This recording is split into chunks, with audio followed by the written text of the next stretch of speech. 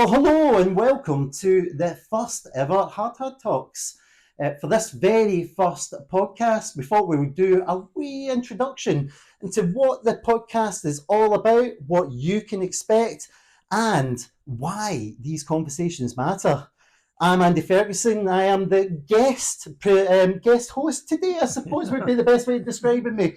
Absolutely. And joining me today, in a bit of a roles reversal, I suppose, is Kenneth Martin, MD of Block Architects, and the future voice and face that you will see in many of the podcasts to come. Hello, Kenny. Hello, Andy. Thanks for that. Yep. How are you? Do you know something? I'm very well today. And by the way, thank you for inviting me on to actually do this, especially for your very first podcast. But yeah, my pleasure. I couldn't think of anybody else better to do it. We need some energy in the room. Well, I suppose you couldn't really talk to yourself, could you, or interview yourself? But thank you for inviting me on. Well, here, just before I go on to start talking about the new Hard Hats Talk podcast itself, I want to know a little bit more about your story. So let's get started with you firstly. So for those that don't actually know you, why don't you tell us a little bit about your background, what got you into architecture, and also as well, how you managed to be the founder of Block Architects? Excellent. Okay. My journey in architecture actually started when I was 12. Now, probably having young kids myself who are just going through the process of trying to pick up on what exams they want to do, etc. I was actually quite fortunate. From age of 12, I decided I wanted to be an architect, pretty much born from the fact that I used to draw all the time. Back then, my dad used to keep racing pigeons. So I was always drawing pigeon lofts and on a notepad on the living room floor in front of the TV. I also wanted to be an airline pilot back then. Me too. Yeah. Yeah. Oh, there we go. Look at us now. Yes. Airline pilots. So I also wanted to be an airline pilot. So I was always sketching and drawing pigeon huts and airlines at the back of my house. I had visions of being this rich pilot, etc. So, long story short is we went and visited a friend of my dad's who was an architect, and I remember saying, "What does an architect do?" He then explained that he designed buildings, and that was me from age of 12. I thought, I'm going to be an architect. So my whole schooling, my university career, everything was geared up towards being an architect. Thoroughly enjoyed it, still enjoy it, but I'm probably not quite the architect I thought it would be, because I'm a business owner, running a business and doing podcasts and probably more involved in the management of the business and raising the profile of the business as well. So that's what's changed, but that's how I got started. Block Architects really was formed 21 years in June.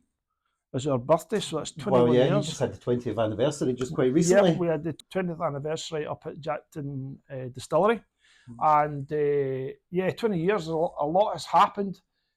Why did I get started? And running my own business really it's just something I've always, from the age of 12, I've always thought about having a business. I don't know what started that thought in my head. But even when I went through university, I always thought or knew I was going to run my own architecture practice. And ultimately, a few things pushed me over the line, and Block Architects was formed. There you go. Well, you mentioned there about being in the industry for about 20 years. I suspect you've seen a fair few amount of challenges and changes that have happened over the many years. I mean, just from your personal perspective, what has been some of the biggest changes that you've seen? Biggest changes in the industry for me, really, it's interesting actually you asked that question, because I sit and think about my mentors when I was a young architect, saying, things have changed, and I'm now 21 years into run my own practice, and things have definitely changed. I can see that over my career. The biggest thing for me really is bureaucracy. Our whole industry now is filled with bureaucracy. I had the pleasure of looking back some planning application histories that we did when I first started Block Architects 20 odd years ago. You put planning applications in with very little information, and had very little dialogue with planners, and then out popped a positive decision. Back then a lot was done on the phone. Nowadays we do loads by emails, because we're trying to protect clients, not cover up, but make sure that our clients are covered in terms of, yes, that was said, that is recorded in writing. So that whole kind of bureaucracy, legislation, has really has really slowed the industry down, made it a bit cumbersome. And I think that's one of the things we'll probably, hopefully, explore and expand on some future podcasts. Well, hopefully so, and there will be many to come as well. Yeah. But here, actually going on to this as well, because I am very keen to start talking about the podcast in itself. So, I mean, the Hardtack Talks. I mean, what exactly is the story behind the Hardtack Talks, and what is it that's driving you to get up behind your desk here and effectively be in front of the mic, chatting to hopefully many wonderful people coming onto the podcast? Yeah. So it's really born from a frustration of mine, and it's the whole thing of how do we as professionals get our voices heard about what's happening in the construction industry. So as architects, we're probably best positioned and best placed in the industry to have an overall view of it. We've got some very experienced clients, we've got some less experienced clients. They've all got different views on the processes, the consultants we need to use, the reports we've got to do to deliver projects on site. But ultimately, I would say that the architects, maybe a project manager, are people who are a bit more rounded in the overall scope of what's involved now in getting a project delivered on site. And we see many frustrations in trying to do that. So realistically, I'm trying to deliver an opportunity, a voice for consultants, for professionals, for clients, for local authorities, to hopefully come on board, get interviewed, and start to share some of their challenges, frustrations, but not have pity parties. We can have, challenges, frustrations. Let's chat about them. Let's get it out in the public and see if we can somehow complete the circle. See if we can, whether we can resolve anything, I don't know, but certainly by talking about it, it's something that we can make the public and everyone in the profession much more aware of, and hopefully just start to tease some answers how we fix some of the issues out there. Just for the purposes of people watching and people listening in at the moment in time, I mean, who is it that you feel this podcast is for? I mean, who are you trying to reach? I guess it's twofold, yeah. So one is the public. I think the public need to have a greater understanding of what's happening out there in the construction industry. So, for example, and trying to keep it, the podcast non-political, but we've got a Labour government who's trying to deliver 1.5 million homes in the UK over the next X number of years. So how do we do that? How the public need to know what's involved in making changes in order to facilitate that, and potentially to some extent local authority and governments and councillors and MPs need to understand there's actually challenges to delivering that, and then the other thing is it's really designed for anyone who has got a passion or an interest in construction and design. So really it's quite broad brush. That the guests who we will have along, for example, could have a finance background in terms of how they could fund or deliver or help deliver projects on site, and could explain some of the challenges that some of these developers or these sites are starting to have. So with everything, we do have some guests lined up. We're looking at specialists in finance. We're looking at some regional house builders are coming on board. We are chatting to some fairly high-profile individuals as well, who have got some insight as to what's happening at government level. So really, that's what the podcast. That's the levels that we're trying to get to the podcast and present the whole picture. There's missing conversations within this industry. Yeah. There's missing things that are not happening. Is this what you're hoping this podcast is going to try and address? Hopefully, that's what it will address.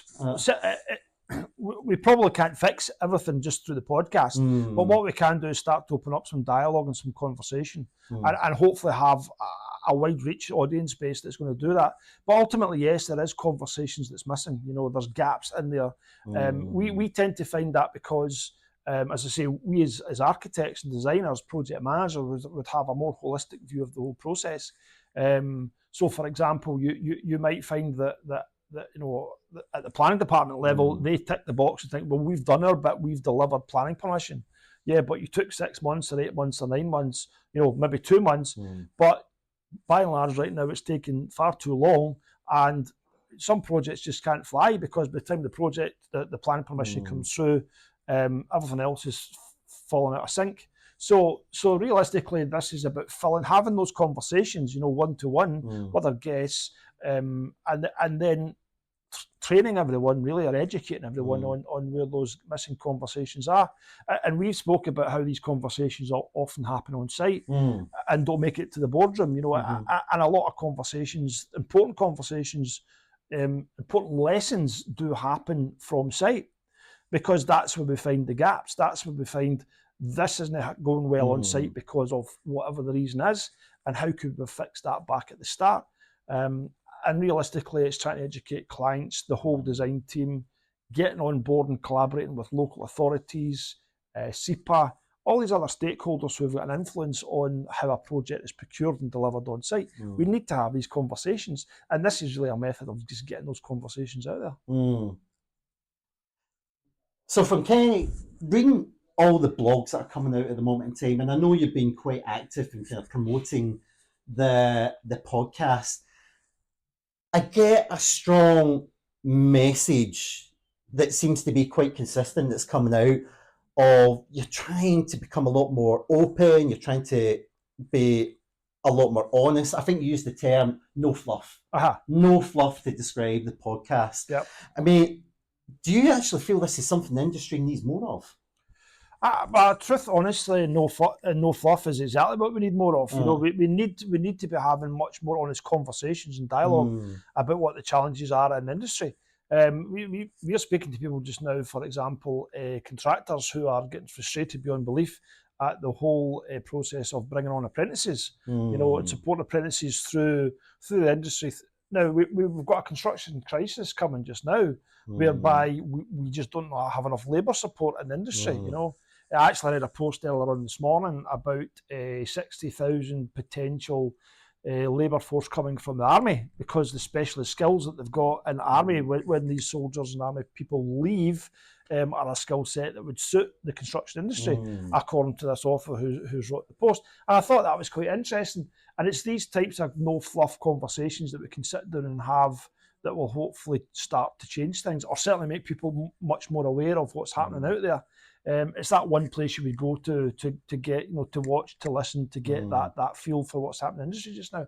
And no fluff typically means we might sometimes need to be quite hard hitting, you know, quite matter of fact, and feel some of the pain points in the conversations.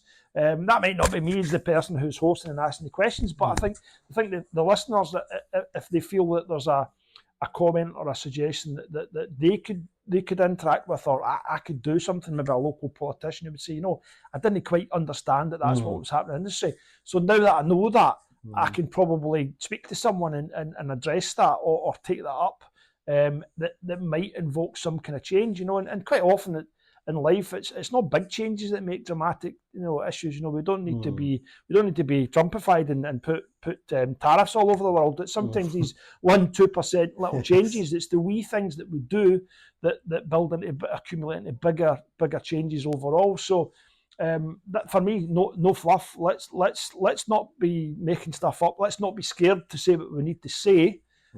Some of us will be professionals, but we still need to say what we need to say. We need to get the message out there. Yeah, no, I absolutely agree. And actually, do you know, just talking about the industry, I'd actually maybe like to shift a little bit of focus, rather than talking about the podcast, actually just to talk about the wider industry in itself. And do you know, you mentioned one thing about kind of recruitment there, and I know that is just systematic right over the whole industry. I know from the sectors that I came from, which was structural repair, damp proofing, joinery, etc. They're desperate, utterly desperate to try and get people in. Hopefully that's maybe something you're actually addressing a future podcast. It may actually be someone to actually bring in. How do we change this? How do we drive new young bloods into the industry? Just before I do move on, just out of curiosity, is it the same for architects as it is for the trades in terms of recruitment? Yeah, well, yes, I think so. I think there's going through architecture student, when I started at university, there was something like 100 students started in first year at university. So for those listening, architecture is a minimum 7-year course to qualify. So it's quite a significant, you know. If you live to 70, you know, that's a tenth of your lifespan just learning to be at university, to be an architect. You know? Well, that's doctors and dentists, Lens. So it's a significant amount of time. So the point was, there's 100 students came through in first year, and I think the time we'd finished was something like 30 or so had actually graduated. Bloody hell, that's quite a Yeah, significant drop that's off. a significant drop off. So it's a tough course. It's a tough career, and it was a big drop off. Now some of those students went away to do other things related in the arts and design, so they do learn skill sets that might not be architects, but they learn other skill sets. I think the big challenge, there's a lot of debate just now with ARB, the Architects Registration Board, and various other universities about how architects should be taught. So it is going to get, or is it going to get easier? I don't know. It's certainly going to change, I think. We as architects, we probably do have challenges recruiting as well. And I think what we probably might find in the future is that architects will start to specialise the way doctors do, or a consultant in this, a consultant in that. Right now, I think a lot of architects tend to be a bit more generic, and I think on the back of Grenfell, which was a terrible disaster, we're starting to see insurance is changing. Can you actually tell us you do have specific experience in certain project types, certain aspects of construction? And I think that you could probably see that in the real world, maybe not at university, but in the real world, when you're going into practice, you would walk in and say, I'm a specialist in sustainability, or I'm a specialist in housing construction, or I'm a specialist in some other sector of the industry. But yeah, as an industry, we will have a challenge coming up, I think, in terms of keeping and retaining good architects.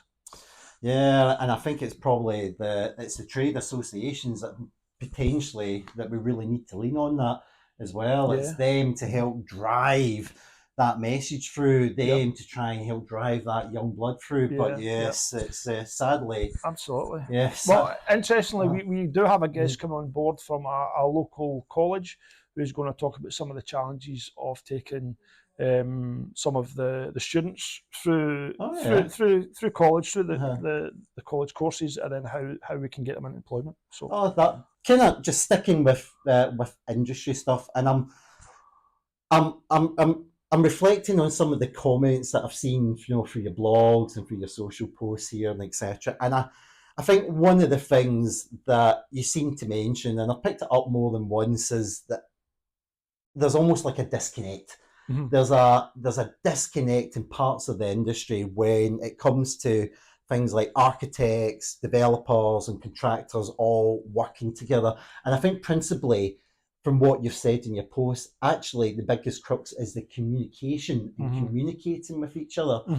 I mean, are you seeing this getting any better? And I suspect this is part of the reason why you were thinking about this podcast. Yeah, the podcast is an opportunity to communicate, to put out there in the big wide world some of the challenges that we're facing throughout the industry. But communications is one of the things that is a challenge, I think, for the whole industry, not just construction. I think we're in, obviously we employ people through Block Architects. We've employed people. My wife's got businesses. We employ people. We've got younger kids. We see a whole shift and a change in the way people are communicating. Younger generations coming through who are scared of a phone. Yes, I know that well. So I mean, it would probably make an interesting podcast actually when I think about it. But it is that whole thing of how do we communicate, and one of the big things for me is not just about communication, it's how do we communicate in such a fashion that we can preempt or position a challenge that could be coming down the line. How do we fix that down the line? So in my professional career, I've always tried to, when I write an email to a client, write it in such a fashion that I'm always advising them that we've done X, Y, and Z because of this. And if we do that, we can prevent something else from happening coming down the line, because 20 years of experience, or in excess of 20 years of experience in the construction industry now, leads me to believe that there's always a challenge coming. There is always a challenge, and it's what we do now to preempt that challenge is the thing that can make a project go more quickly. So if we take that philosophy into communication, and not just an email, but when we pick up the phone, WhatsApp's the big thing now, isn't it? So WhatsApp's the big thing. People want to WhatsApp you. How do we control that? How do we stop people from doing that at 9 and 10 o'clock at night? And I can hold my hand up and say it. Sometimes it's that brain dump on a Friday night. And I can hold my hand up on that as well. We all do it. So communication is one of the the huge challenges we've got in the industry, and then even just with daft things like, you know, that when you email, you know, IT, people being IT friendly, you know, we can email out drawings and information, and then the week later we've got, can you send me that drawing information? You think, I sent you last week. You know, so it's how do we educate our teams, how do we educate our clients to say, look, why don't you create a wee folder on your desktop and save the stuff on your desktop? That way you don't need to email, and, you know, because there's also a thing about communication in terms of the wasted communication, you know, that we are, instead of actually organising ourselves by having efficient communication, we end up communicating too much. So communication is a huge issue, but the podcast will hopefully be that 45 minute recording that whoever the guest is at the time can communicate what challenges they've got. And I think as the host of the podcast, it's my idea just to try and tease that out and probably define it, put it in a box, and we put it out there to listeners, and maybe we can solve some problems. But I have seen you repetitively mention this, where you almost feel like the best conversations actually happen in those environments, right on site. It's that tradesman in that environment that's noticed something that doesn't quite relate to the architect's plans, what the developer wants. But the reality is, when they're in that situation, they're looking at it, what is in the plans doesn't quite fit. And then it's that breakdown of that conversation almost coming back. Absolutely. Yeah. I mean, the thing is, at the end of the day, you know, the designer's working on a project.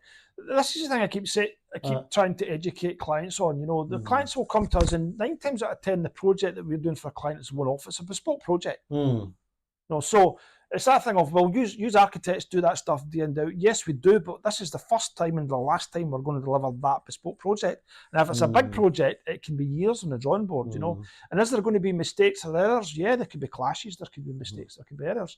And a two-dimensional drawing at the end of the day, when you take that to site, it's the quality of the information, the two-dimensional drawing, and the quality of the person on site who's reading that drawing or has the ability to read it, to understand it, to deliver it on site. So these are the challenges that we face in the construction industry in terms of how we communicate on drawing format, never mind by phone or email or whatever. But I would say yes. So my personal experiences of working on site is that if we can, the tradespeople on site pretty much know better than architects, you know, their trade. Well, they often say that actually with surveyors, like when a techie becomes a surveyor, they seem to forget the ruler or the measuring tape. Yeah. I mean, we've been involved in projects. You know, we know about roofing, but we're not roofing specialists. You know, so we can walk on a project, and we're quite happy if you know, a roofing specialist tells us we've folded this bit of lead this way to do this, or, you know, then go, all right, okay, that makes sense, you know. But the challenge could be for us on the flip side is that we have spent, and this is what we find quite a lot, and again, it'd make a great podcast to get some construction contractors, you know, on board, is that the building control regulations in Scotland change every 3 years. So we are at the front end, the cold face of making sure that our designs comply with all of these changes. And then you get these drawings on site, and you see the 25, 30-year experienced tradesman just looking at drawings, don't do them like, I'm not going to do it like that. This is how you do it. The drawings are kind of, you know, metaphorically ripped up in thin air, and then the tradesmen stroke contractors are away doing it the way they've always done it. And that's when we've got to go inside and say, look, guys, you can't do that like that anymore. That needs to be done this way because of this British standard, or because of that's the way building standards want it done. We're going to see that more and more with sustainability and the new passive house regulations coming in Scotland.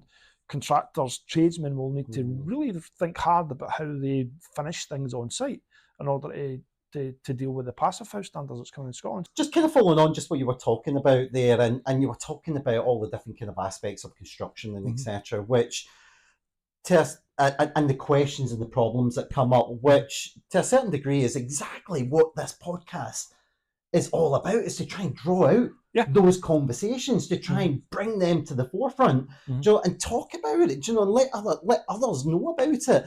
And I know you're planning on scratching the surface with a variety of different topics, whether it be plan ends, permissions, budgets or skill shortages, even kind of technology and etc. And I know you've got a lot of guests that you've got kind of lined up, but I'm curious, is there anything in particular that you are really looking forward to as the guest? And I suppose you'll be sitting in this chair here next time as the presenter. I mean, is there any particular topics that are coming up that you think the audience might relish? Or what you at least relish? Oh, what I'd really love to do, to be honest with you, is to have someone fairly high up in the Scottish Government and the planning side of things. Oh, right, to actually come in and sit down and have conversations with us about what changes are happening in the planning system or not. It's a complete and utter bottleneck for us here in Scotland. Some would argue in the UK. So if we could have a few conversations about that, because I think if we could, I'm not going to say resolve it through the podcast, because I don't think we could do that, but if we could have a really deep, meaningful, heart-to-heart conversation and a bit of an expose on what's happening right now, because we're hearing these conversations, but things are changing, Now, I've seen some of the stats, and I do believe that in Scotland, a lot of the planning applications for major house builders are coming through the system quicker now. Is there any particular reason for that? I've got a view in it. But it's, whether I'm right or wrong, I don't know. But tell us a view. Well, my kind of view is that a lot of the planning, there's not a lot of planning officers coming through. Right. Okay. So my view is that the planning officers that they've got are communicating less with us professionals on the kind of smaller planning applications. So they're accepting the applications and they're dealing with them, whilst concentrating on the bigger planning applications. And being a lot more vocal and responsive in terms of communications with the bigger applications, primarily because they've probably got a bigger economic or social impact. Yeah. So I'd love to get someone on, that's my opinion, I'd love to get someone on, fairly senior Scottish Government in the planning department, to come in and say, yeah, Kenneth, you're right, or no, you're wrong. And this is what's actually happening. So, and I think a lot of our clients, developers, councillors, MPs, the public would love to get that clarification on what's happened, because that, for me, my 20 years of experience would suggest that's the linchpin. If we can fix that problem, then the rest of the industry could then start moving a bit quicker. Well, folks, you heard it there. Do you know, if you want to come onto this podcast, if you want to help Kenny answer some of those questions, you are more than welcome. All you need to do is just contact the Blocks team, and we will hopefully look to try and facilitate you actually coming on. Yeah. That'd be good, actually. I could chat that one. I have a few people in mind, so I'll maybe hit them up on LinkedIn and see if they want to come on board. Well, hopefully like this first one. Well, well, blame me if they don't. Yeah. Well, here, Kenny, I know that we've talked about the point of the intro. I'm a little bit, I suppose I maybe want to get a little bit more personal with you now. Just listening to your story and listening to the Hard Hats background, do you know why you kind of pulled it together and stuff like that? I can see it comes off of personal experience and frustration. And we kind of talked about that really early on, do you know, at the start of the kind of podcast there. But, you know, looking back in your career, do you know, of all the things that you have done, what is the one lesson that you seem to have learned the hard way that hopefully people listening to this podcast might learn from? I would say that there is one key lesson that I've seen over the years. As an architect, I've developed or I've went into the realms of using my skills and other businesses, and I've developed properties. I've went into service accommodation business with my wife, and I've seen other professionals using their skills to go into, you know, like other development roles. And I would probably say, stick to what you're good at and stick to what you know. And I think that's probably one of the biggest things I would say. Yeah, you can retrain, which is fair enough, but we see, as you know, some of our clients, you know, we've got a lot of very experienced entrepreneurs and developers will come in and ask block architects to get involved. What we tend to find is they try and bring the skill sets from other businesses that they've been very successful in and apply them into construction or development. And the two don't really marry. You know, that there's a whole learning curve you've got to go through about procurement, design, delivering buildings, dealing with the culture that's in construction, which can be different from someone, for example, who's made their money in IT.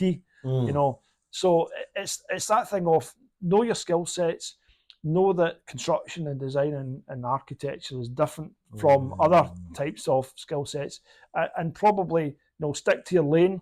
If you're a high net worth individual or an entrepreneur or a developer, who's switching lane, then engage and employ the professionals who know how to do it. Yes. Do you know, it almost sounds like, and I've seen this many a time, do you know, people looking up a small amount of information can be quite dangerous sometimes. Like Google, I mean, the doctors say that all the time. Yeah. Do you know, like Google is quite problematic because people just going on there and diagnosing itself. And I suspect that is quite endemic on your industry as well. People coming in feeling like they know a lot, do you know, not necessarily appreciating the specialist skills and stuff. I suppose on that note, I mean, what is it that you really wish clients and professionals in the industry really understood what it takes to deliver a great project? I mean, what is it that they often miss?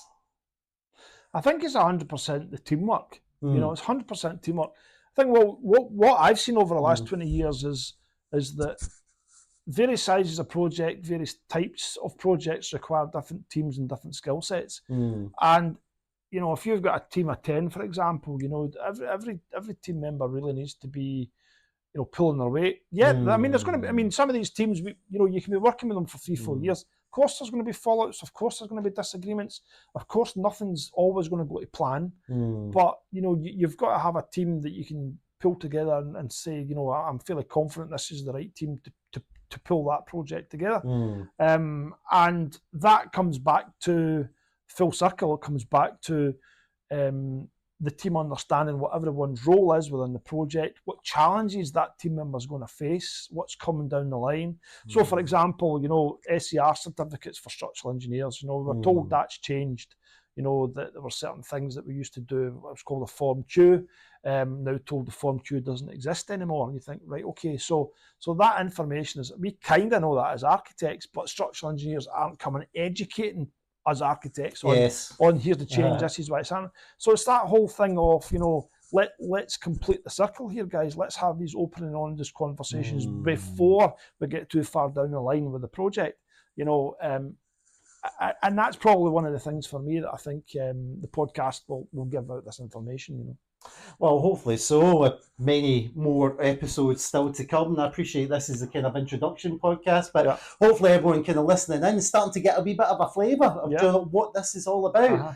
But actually, on this note, for anyone that's actually tuning into this podcast for the very first time, what do you want them to have the biggest takeaway from this first podcast? What is the biggest message that you want to give to them? But really, it's the place to go to get the answers to the questions. That's it. It's going to take a wee bit of time to build up those recordings in the database, but we want to build up a resource that if people are struggling with any specific questions about what's happening in the industry, that they can come on board, they can listen for years to come, really, and say, oh, that's why that's happened like that in industry. Here's the solutions. These guys are trying to fix it. And also the other thing, of course, is just reach out to us. If you are someone who's got a story to tell, a burning issue in the industry that you think people need to know about, the public and your colleagues, your clients, etc. We're here. Pick up the phone. Let's make a great podcast out of it and make this the resource that people go to. And I know, from talking to you just before we kind of came into this room to actually do the podcast, I mean, this is something that you want beyond block architects. You want the industry involved in it. You want to draw the conversations into it. Absolutely. It's not just about you, it's about bringing in the professionals that are doing things the right way, through best practice, so we can learn from everyone. Yeah, we need to learn from everyone. If we can't have those conversations and collaborate with those conversations, we're not learning. Yes. If person A is not talking to person B, we're not learning. We're not fixing things. It's just so fundamental. We need to open up the doors. We need to get rid of the barriers. There's been reports. There's been stuff over the years. This report, that inquiry. We'll do this. We do that.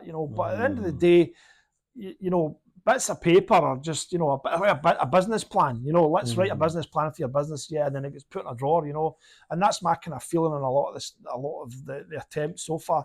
At least with what we're doing, we're having those conversations and putting those conversations out there in the big bad world and hopefully making a change. Yes. Well, folks, that is it for today.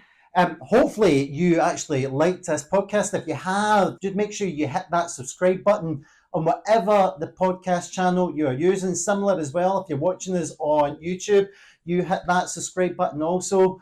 As Kenny mentioned as well, do you know, we want to draw in professionals in the industry. We want to draw you to this platform to talk. If you feel like you have something that's worthwhile saying and you feel it's going to appeal to the audience, then get in touch. Do you know, Kenny is here. Just visit www.blockarchitects.co.uk. You'll see Kenny's details. Equally as well, if you are looking for any of the podcasts, have already subscribed, you should have them within your channel. If not, you can always just go to the Block Architects website. There's a web page on the website there, and you'll be able to see a whole library of all the podcasts from the Hard Hat Talks. Just before I go, Kenny, I want to say a big thank you to you for very kindly inviting me in to actually do this. I actually feel quite honoured to come on as the guest host, I suppose. Yeah. As I said, folks, make sure you hit that subscribe button. A big thank you to everyone that's been listening. And we look forward to seeing you in the next episode of the Hard Hat Talks. Yeah, and thank you from me.